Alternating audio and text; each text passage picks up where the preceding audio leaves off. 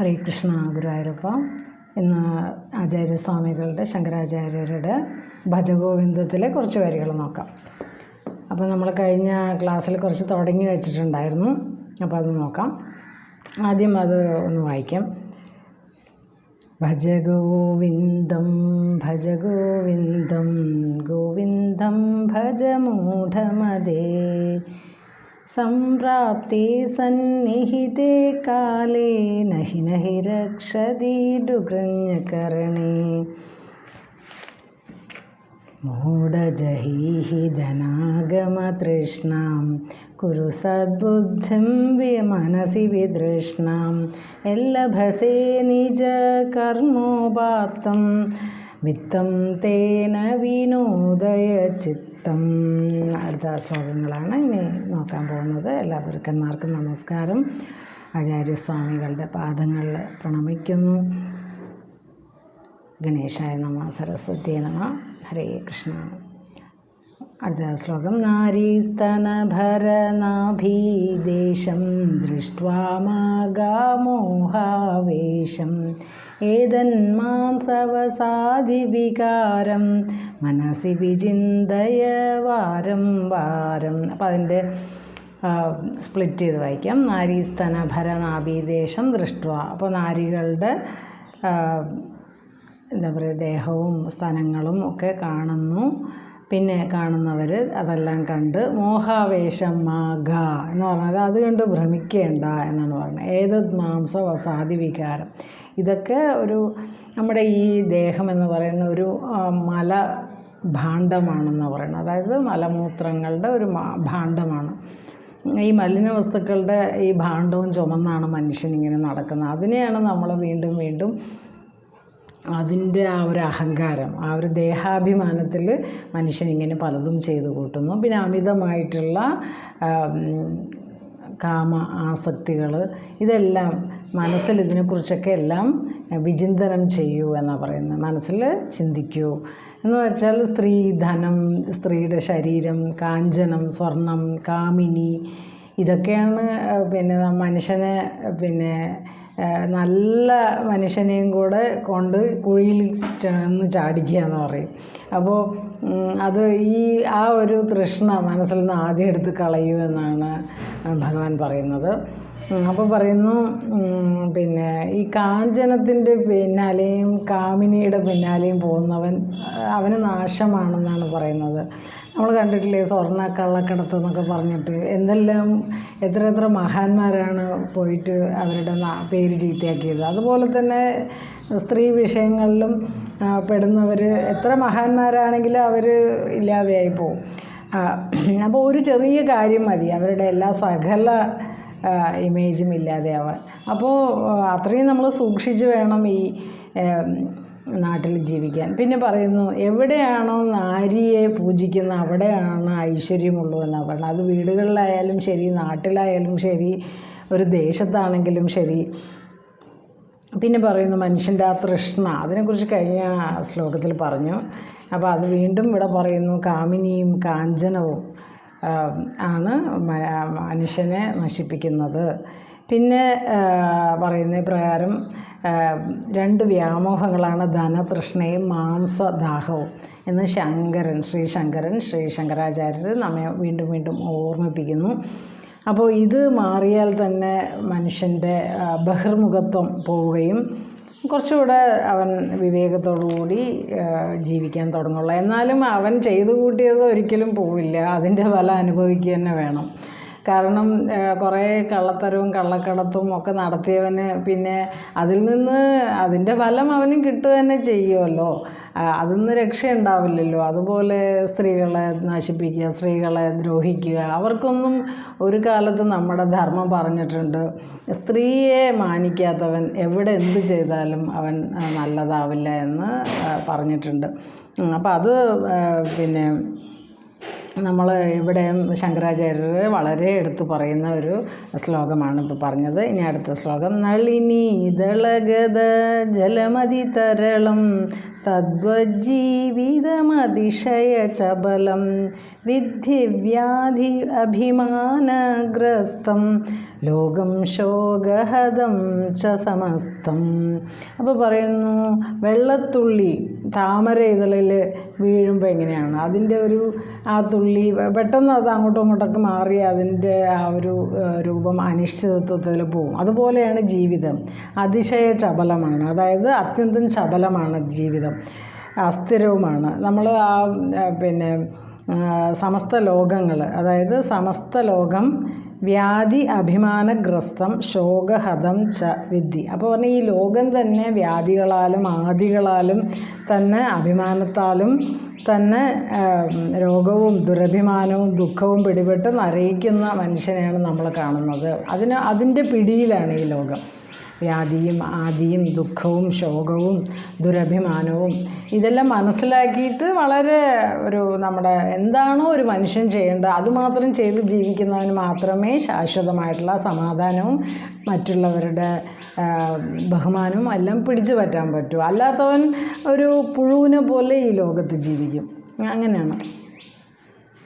പിന്നെ പറയണു,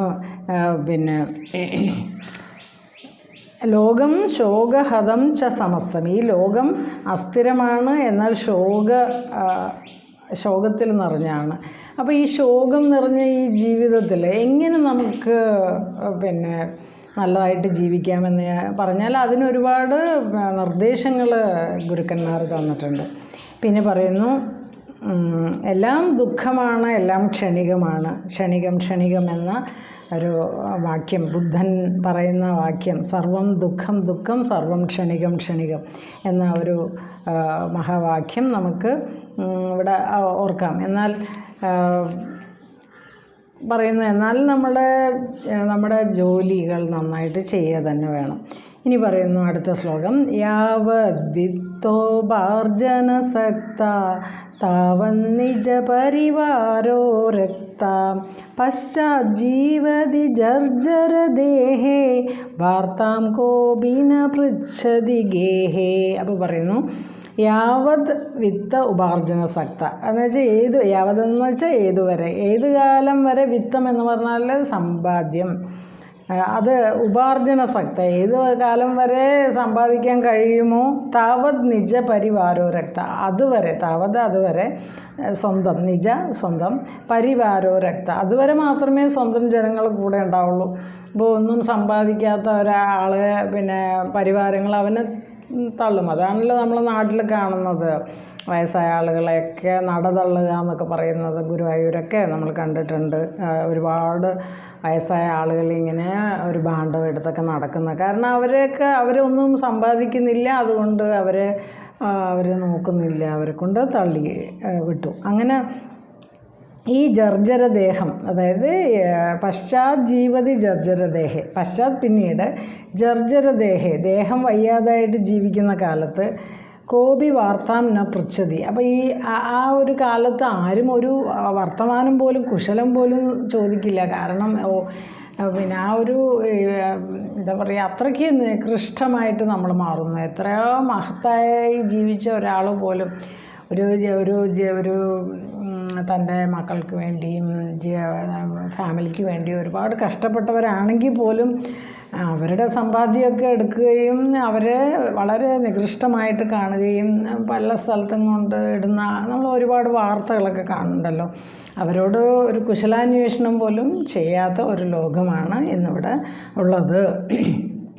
പിന്നെ പറയുന്നു, വാർദ്ധക്യം ബാധിച്ച് ജീർണദേഹനായി കഴിയുന്ന കാലത്ത് ചുറ്റിപ്പറ്റി കൂടി നിൽക്കുന്ന മിത്രങ്ങളും ഒക്കെ എല്ലാവരും കൈയൊഴിയും. അങ്ങനെയാണ് പലരും വൃദ്ധസദനങ്ങളിലൊക്കെ പോകുന്നത്. അപ്പോൾ ആ വൃദ്ധസദനത്തിലൊന്നും പോവാതെ മക്കളൊക്കെ നോക്കുന്നവർ കുറച്ച് ഭാഗ്യവാന്മാർ തന്നെയാണ്. പിന്നെ പറയുന്നു, അപ്പം എന്നാലും നമ്മുടെ ഈ വാർദ്ധക്യം എന്ന് പറഞ്ഞാൽ ഒഴിച്ചുവിടാൻ പറ്റാത്തതാണ്. കാരണം ഈ ലോകത്ത് നമ്മൾ വന്നിട്ടുണ്ടെങ്കിൽ ഈ ലോകം ഈ ശരീരവും നശിക്കും. അത് ആ ഒരു വൃദ്ധി, അതായത് ശരീരത്തിന് 4-5 ഘട്ടങ്ങളുണ്ട്. ജനിക്കുന്നു, വളരുന്നു, പിന്നെ ക്ഷയങ്ങൾ സംഭവിക്കുന്നു, അവസാനം അത് ഈ പഞ്ചഭൂതങ്ങളിലേക്ക് ലയിക്കുന്നു. അതായത് ലയനം, മീളനം എന്നൊക്കെ പറയാം. അപ്പോൾ അതെല്ലാം സംഭവിക്കണം. അതെല്ലാം ഈ പ്രപഞ്ചത്തിലുള്ള സത്യം തന്നെയാണ്. ഈ ജനനവും പിന്നെ അതുപോലെ സൃഷ്ടിസ്ഥിതി സംഹാരം. ഒരു മനുഷ്യൻ്റെ ജീവിതവും സൃഷ്ടിസ്ഥിതി സംഹാരമാണ്. അയാളുടെ സൃഷ്ടി അയാൾ ഉടലെടുക്കുന്നു, പിന്നെ അത് നിലനിൽക്കുന്നു, പിന്നെ അവസാനം ഇല്ലാതെയാവുന്നു.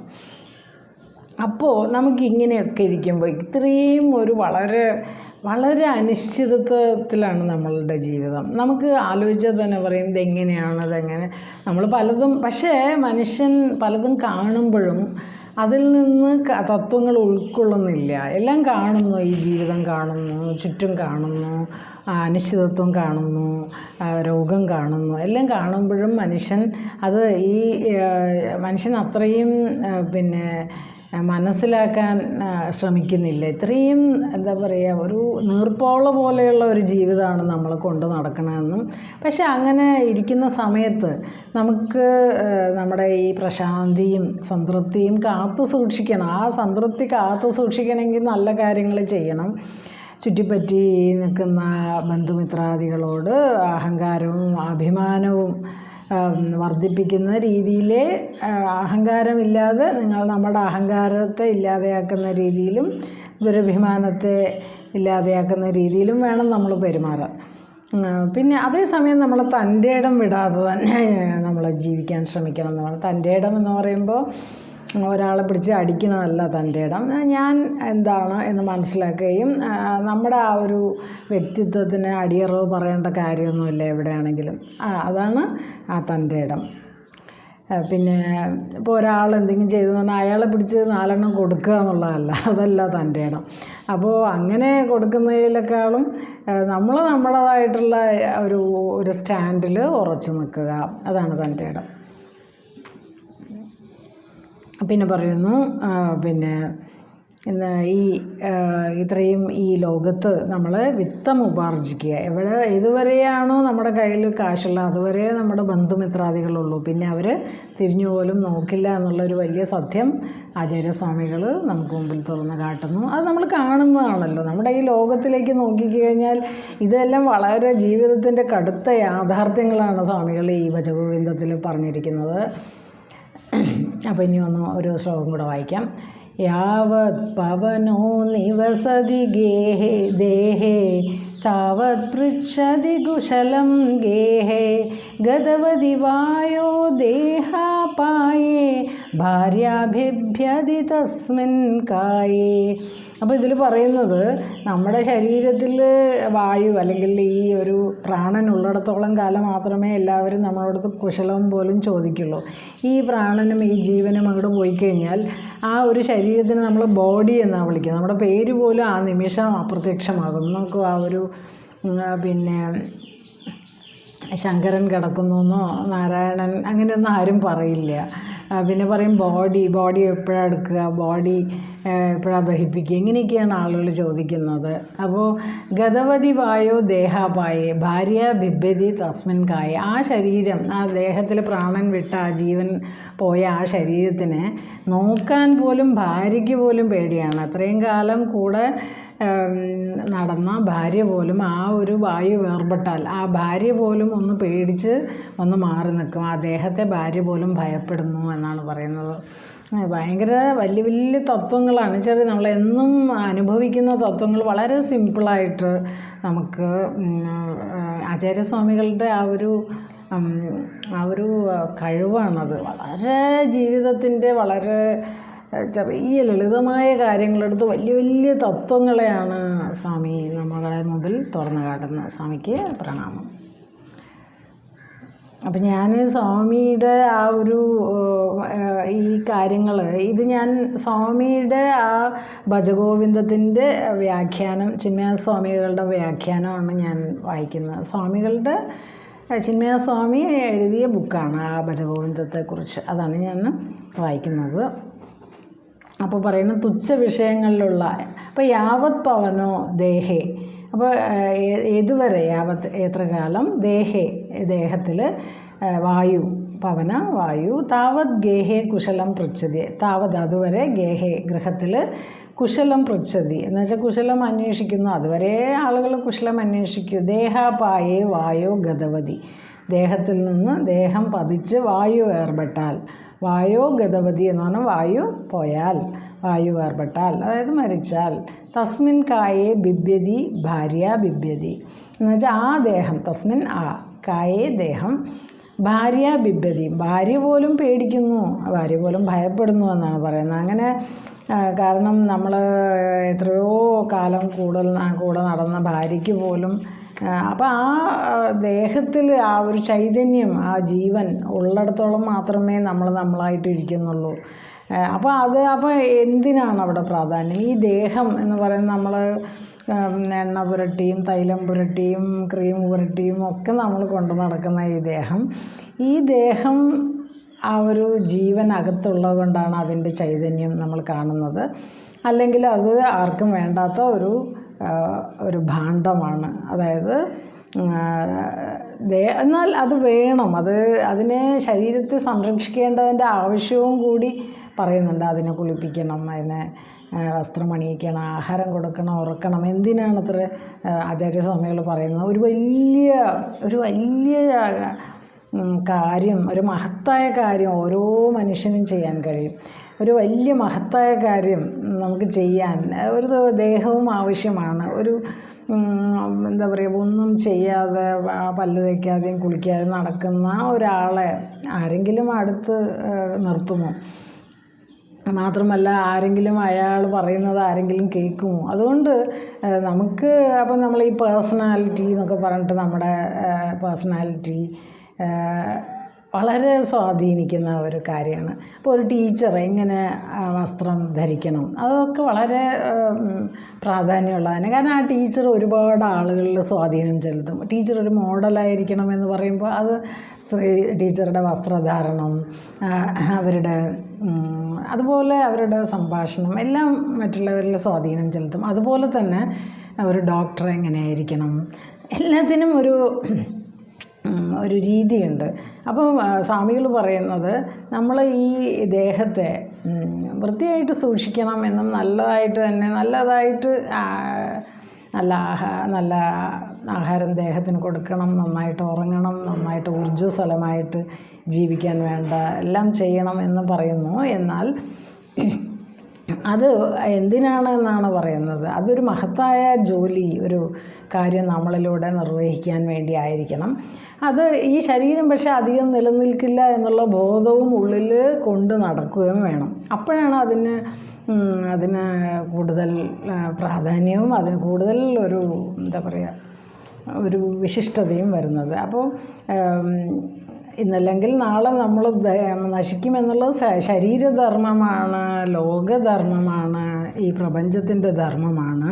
ആ ബോധവും വെച്ച് ജീവിക്കുക, ആരോഗ്യകരമായിട്ടുള്ള ജീവിതം നയിക്കുക. ജീവിത ക്ലേശങ്ങൾ ചുരുക്കാൻ വേണ്ട ഉപദേശങ്ങൾ പലയിടത്തുനിന്നും നമുക്ക് കിട്ടും. അതെല്ലാം സ്വീകരിച്ചുകൊണ്ട് ഒരു നല്ല ഈശ്വരനെ ഭജിക്കൂ മൂഢ എന്നും ഇടയ്ക്കിടയ്ക്ക് പറയുന്നുണ്ട് സ്വാമിജി. അതായത് ഭജ ഗോവിന്ദം ഗോവിന്ദം ഭജ മൂഢമതേ. അപ്പോൾ ഇന്ന് വായിച്ച അത്രയും കാര്യങ്ങളൊന്നും കൂടെ വായിക്കാം. നാരീസ്തനഭരനാഭിദേശം ദൃഷ്ട്വാ മാഘമോഹാവേശം ഏതന്മാംസവസാദിവികാരം മനസി വിചിന്തയ വാരം വാരം. നളിനീദളഗദജലമധിതരളം തദ്വജ്ജീവിതമതിശയചബലം വിദ്ധിവ്യാധ്യഭിമാനഗ്രസ്തം ലോകം ശോകഹദം ച സമസ്തം.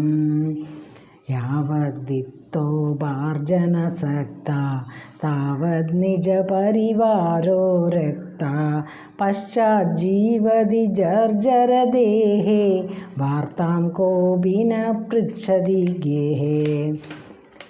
യാവത് പവനോ നിവസതി ദേഹേ താവത് പൃച്ഛതി കുശലം ഗേഹേ.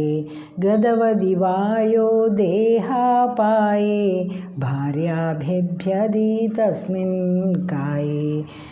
ഭജ ഗോവിന്ദം ഭജ ഗോവിന്ദം ഗോവിന്ദം ഭജ മൂഢമതേ. അപ്പോൾ ഇത്രയും ഇന്ന് 4 ശ്ലോകങ്ങളാണ് ചൊല്ലിയത്. 4 ചെറിയ പദ്യങ്ങളെന്ന് പറയാം. അത് സ്വാമിജികളുടെ ശങ്കരാചാര്യരുടെ മുമ്പിൽ സമർപ്പിക്കുന്നു. ശങ്കരാചാര്യരുടെ പാദ നമസ്കാരം. ഹരേ കൃഷ്ണ. ഗുരുവായൂരപ്പ. ഗുരുഭ്യോ നമഃ. ഓം തത്സത്. ഹരി ഓം.